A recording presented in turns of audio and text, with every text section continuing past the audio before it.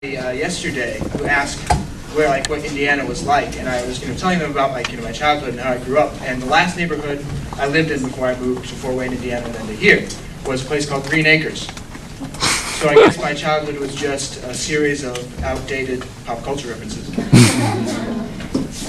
I do want to talk to you a little bit about a few things I've learned about myself recently, because I learned that I need to watch myself because I can get really pretentious really fast.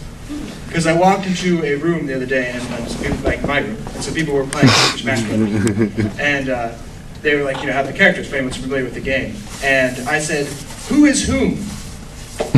Not only is it pretentious, that's incorrect.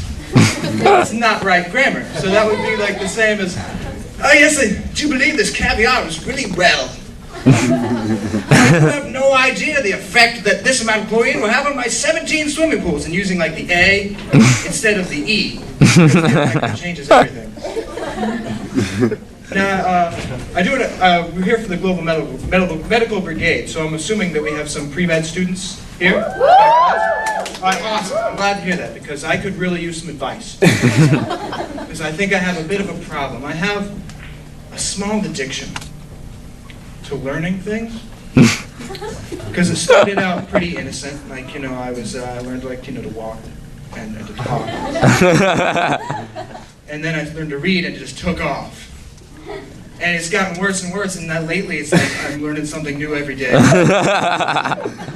I just really need your help, so I was hoping I could air out a few of the symptoms I have, because I was in an archaeology class last semester, and one of the first things that happened was, it turns out archaeology is not an easy word to spell.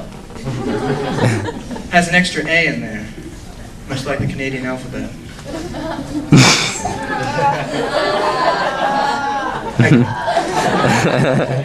And one of the other things I learned in that class is I was reading the textbook, and it said the scientific name for the American bison is bison.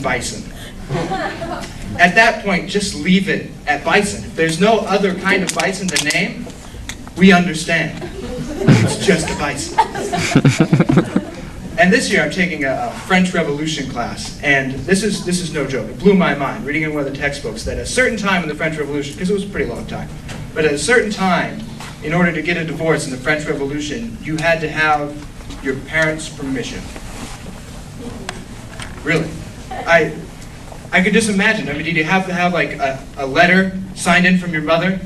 This is oh yes, please let Jocks get a divorce. I have a signed note from his mistress. And there'd just be a bunch of forgeries. It's oh, well, my mom says I don't have to listen to your feelings.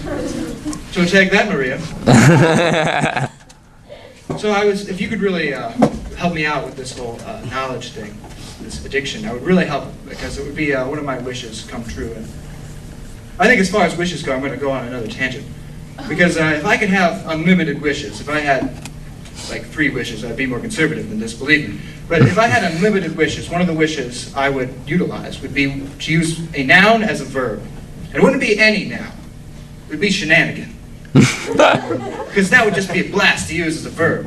It's hey, what you doing? Shenanigan. Tomorrow I'm going to shenanigan again. And the second wish I think I would use would be to have the ability to breathe fire. Because it just has an innumerable amount of uses. One, anytime ever asked me to light a cigarette, I could do it. Or to carry around a lighter, I could do it. And the second time is if I'm ever doing an impression and it's not going over well, the audience is hey Ross, that doesn't sound like Ferdinand Magellan. Maybe a Green Cape horn. Work on it. I'd be okay, crowd. Next I'm going to do an impression of a dragon. I would just wow them. And a third time it would really come in handy is when Smokey the Bear tries to throw his absurd rules in my face. I'd well, see here, Smokey. Billy Joel was wrong. I did start this fire. What are you going to do about it? That would just be fun. This is another thing I've noticed lately. This is where you guys should look at me and say, he really does have a problem. All these are just silly things he's noticed. He's truly addicted. So I need your help. But this is another thing I've noticed, is that if you look at the word conspiracy, if you split it up, It's just cons and piracy. And because cons is like the negative side, it's pros and cons, doesn't that mean that on the other side there has to be a pros piracy? Which sounds poetic. So in my interpretation, it's something like, lass, I know we've been apart a while, and all I have to show for it is this gold pile. But girl, I hope to see you soon, you and your 2 gold doubloons. I'll let you interpret that as you will.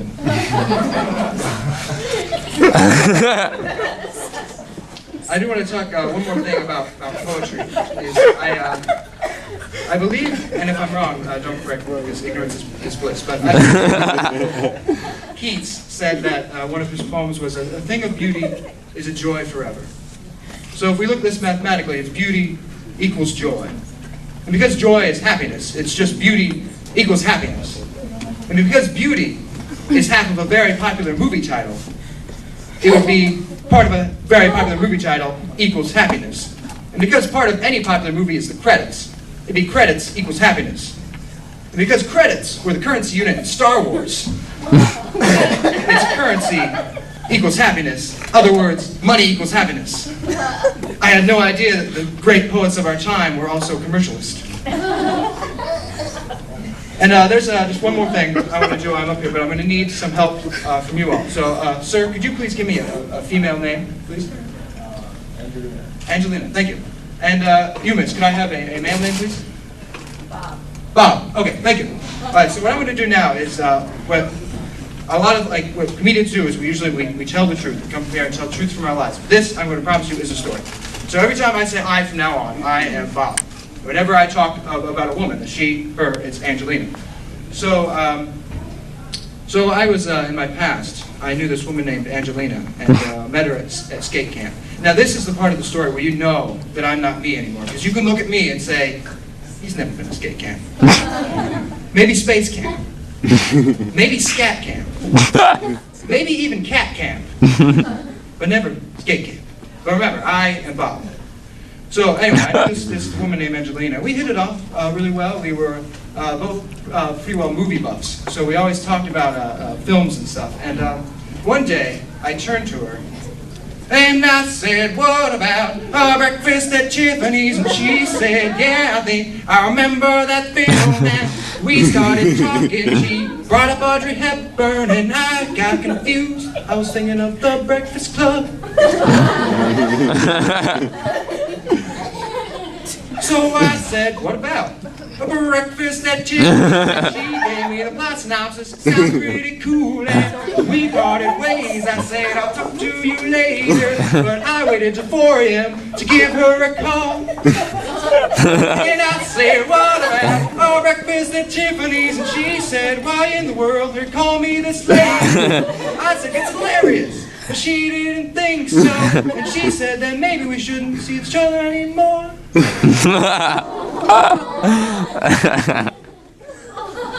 So I said, what about our breakfast at Tiffany's? And she was mad because I'd broken into her house. I got a restraining order, and the cops dragged me away, and I didn't see her for many a day. And that many day turned into a week, which turned into years, and I didn't see Angelina for a really long time. The rumor was that she'd settled down, started a family. I found God at skate camp, doing ollies for Yahweh. And with all this religion, I knew I had to make up the mistakes of my past.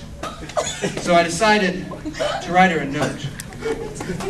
And it said, what about breakfast at Tiffany's? Respond if you ever want to see your family again. Your appearance is your ransom, cause I really want to see you. And she tracked me down and she pulled out a gun. And I said, what about me?